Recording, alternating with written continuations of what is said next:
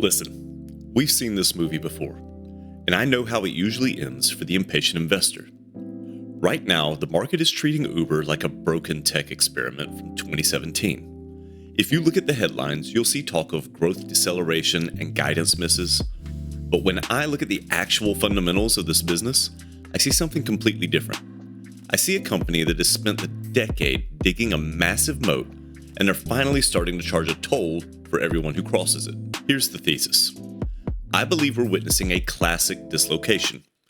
The market is so obsessed with the next quarter's decimal points that it's missing the fact that Uber has evolved from a cash-burning startup into a global utility for movement. Why am I looking at the stock today? Because it's currently trading at a significant discount to its own history and its peers, even while it generates billions in free cash flow. In my personal portfolio, I'm always looking for quality companies that the market has temporarily put in a junk bin. Uber fits that description perfectly right now. Here's exactly why I'm looking to accumulate this stock while the rest of the world is looking for the exit. Before we look at Uber specifically, we have to talk about what's happening in the broader landscape, the mobility and delivery landscape. For the last 10 years, this entire industry was built on a lie. The lie was that capital was free and that you could buy market share forever by subsidizing rides with venture capital money. We saw it with everyone: Uber, Lyft, DoorDash, etc. But about 2 years ago, the world changed. Interest rates went up. The free money era ended, and the market issued a new directive: show me the profit, or I'm out. This was a brutal transition for a lot of companies. We saw that junk companies in this space effectively get wiped out or forced into mergers. However, this great reset in tech created a massive opportunity for the survivors. In a high-rate environment, the company with the biggest network wins. Why? Because they don't have to spend as much to acquire the next customer. Uber is the 800-pound gorilla in this room.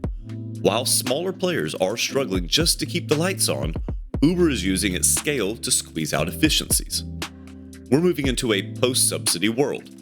When you open your app today, you aren't getting a ride that's 50% paid for by an investor anymore. You're paying the real market rate. And despite that, people are taking more trips, not fewer. That tells me that this is no longer a luxury, it's a habit. When a business moves from a want into a habit, the economics change forever. The sector setup is shifting from fragmented battleground to a consolidated oligopoly, and that is usually where the biggest profits are made. Now, let's run Uber through the audit.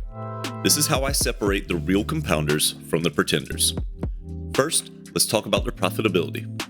For years, the argument against Uber was that it would never make a dime. Well, look at the fundamentals today.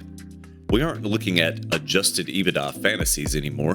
We're looking at cold, hard, free cash flow. I'm seeing Uber generate nearly $10 billion in distributable cash annually. Their gross bookings, the total amount of money moving through the platform, are growing in the high teens. But here's the so what. They're growing their profits faster than their revenue. This is what we call operating leverage. It means that every new rider that they add costs them less, but adds directly to the bottom line. Their margins are expanding because they finally reached a scale where they can stop fighting for every inch of territory. Next, let's look at growth. A quality company doesn't just grow, it grows durably. Even at their massive size, Uber is still seeing double-digit growth in their monthly active users. But more importantly, the frequency is increasing. People are using the app for more than just a ride to the airport. They're using it for groceries, for lunch, and for business travel. I'm seeing a platform that is becoming the operating system for local commerce. When a company can grow its user base by nearly 20% while simultaneously raising prices, that's the definition of a quality growth story. Finally, let's look at safety. This is where the junk is truly filtered out. A safe company has a fortress balance sheet and isn't dependent on the kindness of strangers or banks. Uber is sitting on billions in unrestricted cash. They have moved from being a borrower to being a buyer. They've even started a share buyback program. In my eyes, a company that is buying back its own stock, using its own cash flow, is a company that has reached escape velocity. They no longer need the capital markets to survive. The capital markets now need them. So I do want to pause here for just a second. I want to talk about a broader lesson in finance: learning to ignore the earnings flush. One of the hardest things for a young investor to do is to buy a stock when the news feels bad. Uber recently reported numbers that, on the surface, looked like a miss. The stock dropped 10 or 15% in a heartbeat.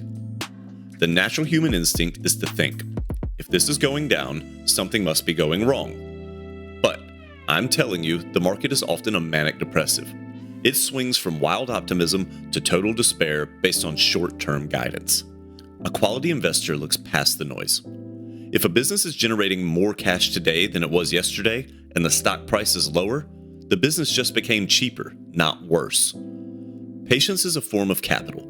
Most people can't sit through a 15% drop without hitting the panic button. If you can develop the iron stomach to look at a technical breakdown and see a fundamental discount, you're already ahead of 90% of the people trading on Wall Street.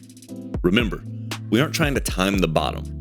We're trying to buy $1 of future earnings for 75 cents today. Now, looking back at Uber, to really understand why I'm leaning into Uber, we have to look at their peers. In this sector, let's compare Uber to the two biggest competitors, Lyft and DoorDash. For a long time, people thought Lyft was a viable pure-play alternative.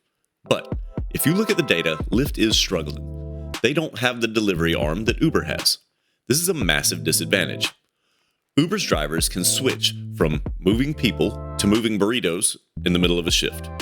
This keeps drivers on the app longer and makes the network more efficient. Lyft is essentially a one-trick pony in a world that demands a platform.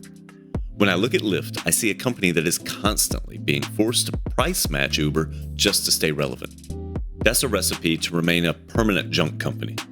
Now, look at DoorDash. DoorDash is a formidable competitor in the delivery space. In fact, they are the leader in the US. But DoorDash is still primarily a delivery company. They don't have the massive mobility cash flow engine to fund their expansion. Uber can afford to lose a little bit of money in a new market on delivery because their ride-hailing business is printing money in the background. DoorDash doesn't have that luxury. When you compare the three, Uber is the only one that has successfully built a circular ecosystem. The ride-hailing business feeds the delivery business, and the delivery business feeds the advertising business, which is their new high-margin secret weapon. Now, I wouldn't be doing my job if I didn't tell you why this could go to zero. Every investment has a kill switch, and we have to respect it. For Uber, there are two main threats. The first is regulatory friction. This is the perpetual risk. Governments all over the world are constantly trying to reclassify Uber drivers as full-time employees. If a major market like California or the EU successfully forces Uber to provide full-time benefits and fixed salaries to every driver, the unit economics of this business would be shattered. The prices of rides would have to double, and the demand would likely crater. While Uber has won most of these battles so far, it only takes one bad Supreme Court ruling to change the thesis overnight. The second is autonomous vehicles. This is a double-edged sword. In a perfect world, Uber replaces its human drivers with robots, and its margins go to the moon. But what if Uber doesn't own the robots? What if a company like Waymo or Tesla decides to launch its own ride-hailing network and refuses to let Uber use their cars? Uber becomes the middleman without the product. They would have to build their own fleet, which would cost hundreds of billions of dollars. If Uber fails to become the aggregator for AV fleets, they could be disrupted by the very technology they've been waiting for. So what does this mean for my money? Here's my personal plan. I look at Uber as a mean reversion play with a quality kicker. Right now, the stock is trading well below its 200-day moving average. Historically, for a company with 20% growth, that is an oversold signal. I'm seeing an adjusted PE that is hovering in the mid to low teens. For a market-dominating tech platform, that is remarkably cheap. I'm setting my personal buy zone between 70 and 78. As long as the stock stays in this range, I am willing to accumulate a small position. I say small because I am worried about autonomous vehicles down the road. However, that is not a tomorrow problem. So, I believe the market will eventually realize that Uber is no longer a growth at all cost gamble. It is a mature, cash-generating utility. When that realization happens, the multiple will expand back toward its historical averages, likely in the low to mid 20s. That implies a price target for me of at least $90 to $100, just to get back to a fair value. I'm not looking for a get rich here. I am looking at buying a small position in a high-quality business at a temporary technical discount while the market is distracted by the quarterly noise. As always, if you like this content or find it helpful at all, I'd appreciate it if you would like it to push it out to more people. I am a small creator with pretty limited reach. Also, please consider subscribing. I put out a couple of these each week, and I am always open to suggestions for other stocks that we may want to investigate. That said, I appreciate your time. Thanks for watching, and we'll catch you in the next one.